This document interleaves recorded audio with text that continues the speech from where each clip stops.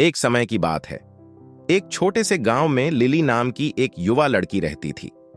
Lily बहुत दयालु और उदार लड़की थी जो हमेशा जरूरतमंद लोगों की मदद करती थी। वह अपने किसान माता पिता के साथ रहती थी और उनके पास एक छोटी सी खेत थी जहां वे फसल उगाते थे। एक दिन लिली खेत में चल रही थी और उसने एक घायल पक्षी को जमीन पर लेटे हुए देखा। वह तुरंत पक्षी को उठाकर घर ले गई।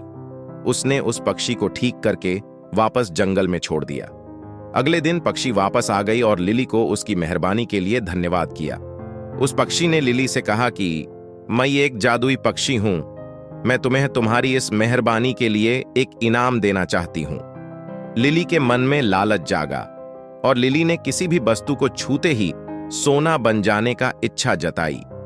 पक्षी ने उसकी इच्छा पूरी की और हर चीज जो वह छूती थी सोने की होने लगी। शुरुआत में लिली बहुत खुश थी और उसने अपने आसपास की हर चीज छूने लगी, लेकिन जल्द ही वह समझ गई कि उसने एक गलती कर दी है। एक दिन जब लिली अपने छोटे भाई के साथ खेल रही थी तो उसने उसे छू लिया और सोने का रूप दे दिया। यह देखकर वह बहुत दुखी हुई और समझ गई कि उसने लालच में आकर गलत इच्छा मांग ली। उसे अपनी गलती का एहसास हुई और पक्षी से अपनी इच्छा को लौटा देने की बात कही। पक्षी उसके सामने आ गया और कहा, लिली, तुमने एक मूल्यवान सीख हासिल की है।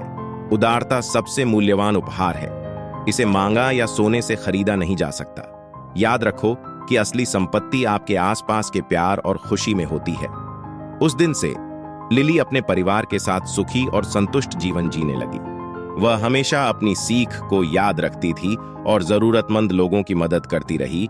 उसने कभी भी किसी को नुकसान पहुंचाने वाली कोई काम नहीं की।